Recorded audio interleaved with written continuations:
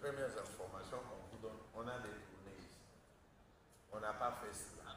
L'exemple le plus patent, parce que nous sommes des élus, nous venons de vacances parlementaires, chacun de nous peut faire l'état des lieux de l'un des projets phares du président de la République, des 145 territoires.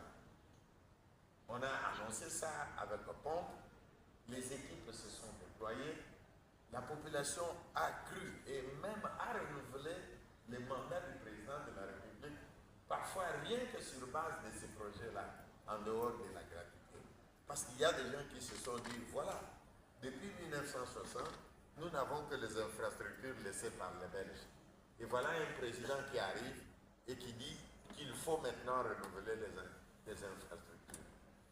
Et moi, étant un député qui date de 2006, parce que depuis 2006 que je suis au Parlement, si j'ai adhéré très rapidement à la vision du président de la République, je me suis dit, bon, d'habitude, c'est le député qui achète le ciment, qui vient avec des sacs de ciment, mais voilà maintenant, le gouvernement reprend son travail et qu'il y aura des sacs de ciment et qu'on va construire les bâtiments administratifs, on va construire les écoles, on va construire les centres de santé.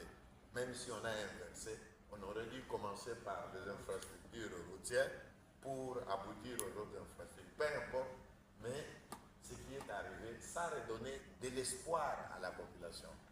Mais malheureusement, nous les élus, quand nous partons et que nous revenons, nous constatons que ce projet-là, qui est vital pour la République, bat de l'aile actuellement. Il y a des coins où nous avons suivi à la télévision que le projet a atteint la vitesse de croisière, mais il y a des coins où ça reste encore un slogan jusqu'à la date d'aujourd'hui. Mais nous, les élus qui sommes là, je pense qu'en tant que membres de la PNAC, c'est l'une des tâches qui nous concerne. Parce qu'en rentrant, nous devons dire que ce projet a été financé. L'argent du Trésor public a été mis à la disposition de ceux qui ont gagné les marchés. Et pourquoi aujourd'hui on parle seulement de ce projet sans que nous ayons des réalisations sur le terrain? Et donc, la PNAC s'est fixé un certain nombre d'objectifs et que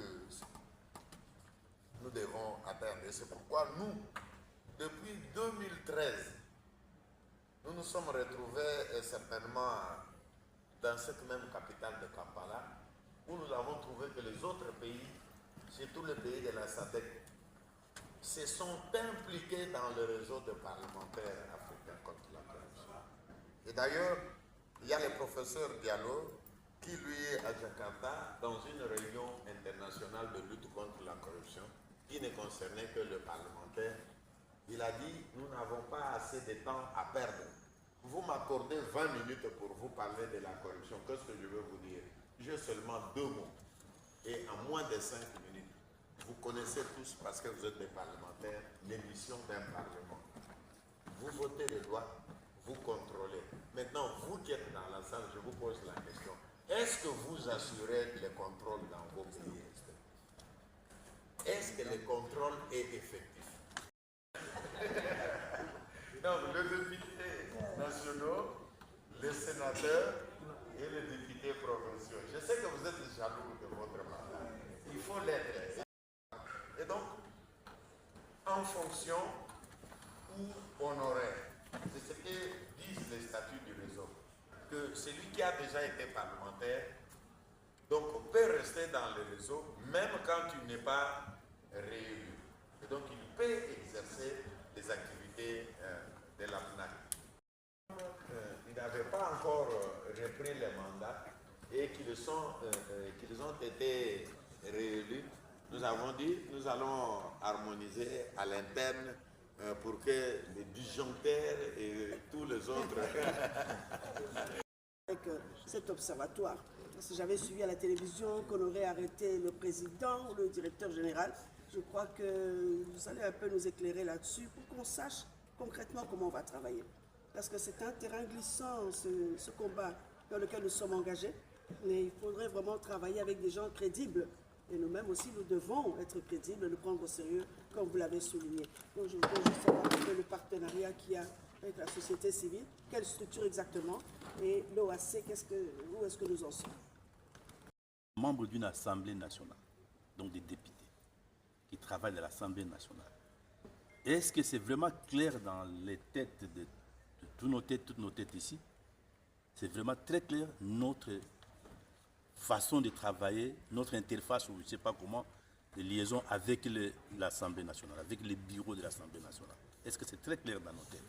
Est-ce que les matières sur lesquelles nous devons agir sont vraiment clairement définies dans nos têtes? Il y a peut-être des collègues qui ont eu des formations ou une remise à niveau par rapport à la PNAC.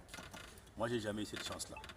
Mais tel que je viens de suivre les choses ici, j'ai l'impression qu'il y a ici des concepts qui doivent être clarifiés et qui doivent être compris par tout le monde de la même manière. La corruption, c'est vrai, la corruption, mais c'est vaste. Qu'est-ce que nous mettons dans la classe de corruption, etc. Sinon, ça va aller dans tous les sens.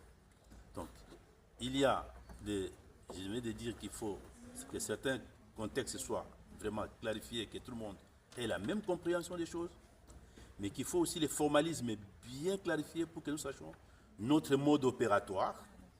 Parce que j'ai suivi ici, vous avez suivi avec moi qu'il y a eu beaucoup de choses pertinentes et importantes qui ont été soulevées, mais qui vont dans les divers sens.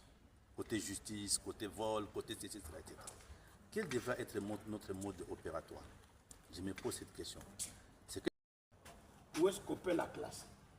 Est-ce corruption, détournement, coulage de recettes? Je vois il y a beaucoup de concepts ici. Et là, moi, je reviens sur ce que je peux appeler de petites choses, mais dans les quotidiens qui constituent un grand coulage de recettes, s'il faut appeler ça ici.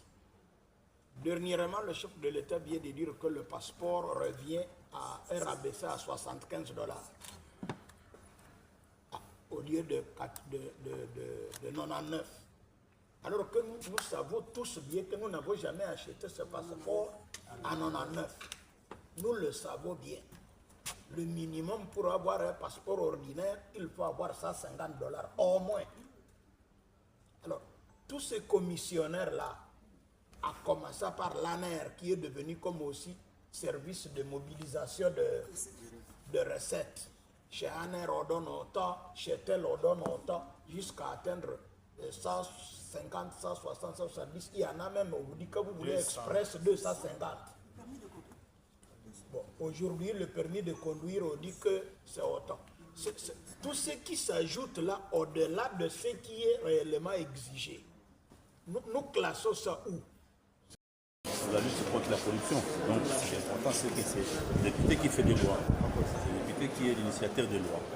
Donc, si le député n'est pas impliqué dans cette organisation, ça ne peut pas marcher. Mais je crois qu'il y a beaucoup de matières importantes à traiter. Quel est l'impact de votre travail sur le vécu quotidien de la population? Le travail de la PNAC, bien entendu. Non, là, vraiment, nous venons de mettre en place un système, un programme de travail. Et nous nous sommes dit qu'il faut que nos idées descendent jusque dans nos circonscriptions électorales. Parce que ça ne sert à rien de décider de prendre des mesures ici, alors que la corruption commence déjà là-bas, dans les villages. Donc nous allons peut-être déployer les députés, membres de la PNAC, dans les circonscriptions électorales, si les moyens sont mis à notre disposition, pour essayer d'implanter les idées de la PNAC, pour la lutte contre la corruption à tous les niveaux, en commençant par les niveaux les plus bas. Merci, Honoré. Excusez-moi, je suis attendu par les niveaux.